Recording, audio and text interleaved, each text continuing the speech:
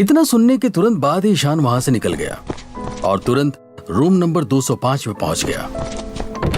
वहां जाकर उसने देखा कि उसके दादाजी बेड पर लेटे थे और उनके आसपास ईशान के मम्मी पापा बैठे थे। ये देखते ही ईशान भी वहां गया और दादाजी के पास बैठ गया। ईशान की आंखों में आंसू थे। क्या हुआ दादाजी को पापा? डॉक्टर ने क्या कहा? दादाजी की हार्ट सर्जरी करनी पड़ेगी, वरना दादाजी को बचाना बहुत मुश्किल है। पूरे हार्ट में क्लॉट्स है। तो पापा प्रॉब्लम क्या है? डॉक्टर को बोलिए ना जल्दी से दादाजी की सर्जरी करे।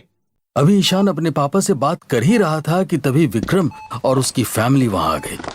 डॉक्टर को बोलने से कुछ नहीं होता है ईशान, सर्जरी के लिए बहुत पैसे चाहिए।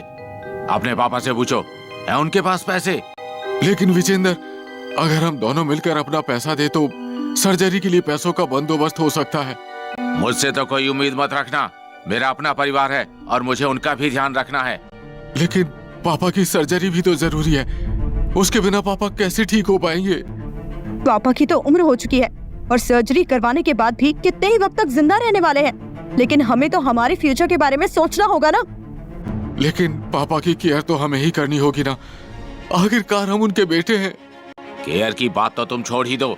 जब तक पापा ठीक थे तुमने उन्हें खुद के घर पर नौकर बना दिया था। मैंने कई बार देखा था कि पापा तुम्हारे घर पर पेड़ पौधों में ही लगे रहते थे। मुझे तो लगता है जो पैसा मैंने पापा की केयर के लिए दिया था वो भी तुम्हारे बेटे ने अपने फालतू शौक में उड़ा दिए होंगे। ये सुनकर ईशान की माँ मीरा भी चुप नहीं रह पा रही थी। भाई साहब, हमने पापा को कोई नौकर नहीं बनाया था। पापा को वो करना अच्छा लगता था क्योंकि वो घर पर बोर होते थे। और ईशान ने कौन से फालतू शौक किए हैं? क्यों?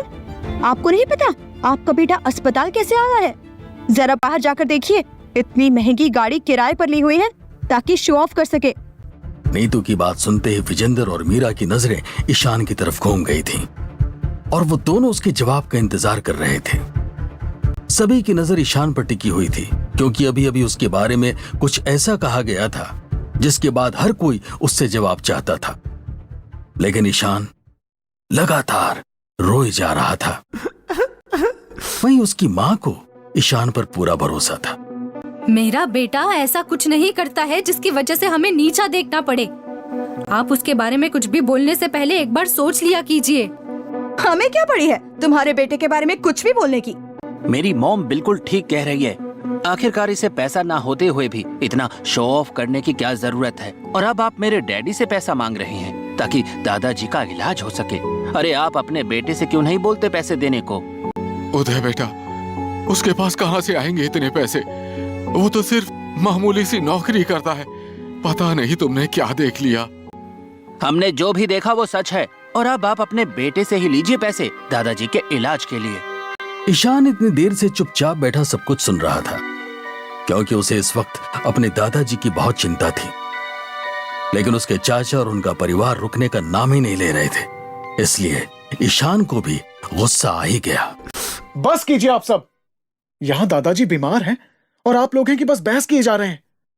हमें तो इस वक्त ये सोचना चाहिए कि हम कैसे दादाजी का इलाज करवा सकते हैं। डॉक्टर ने सर्जरी का खर्चा 20 लाख बताया है और उसके बाद जो मेडिकेशन है वो अलग। और पापा पर इतना खर्च करने के लिए हमारे पास तो पैसा नहीं है। कैसे इंसान हैं आप? अपने पापा के लिए आप पैसा खर्च नहीं कर सकते? शायद आप भूल गए हैं कि इन्होंने ही आपको इतना बड़ा किया है। बड़ा किया है तो क्या करें? हमारे ऊपर 1000 जिम्मेदारियां हैं।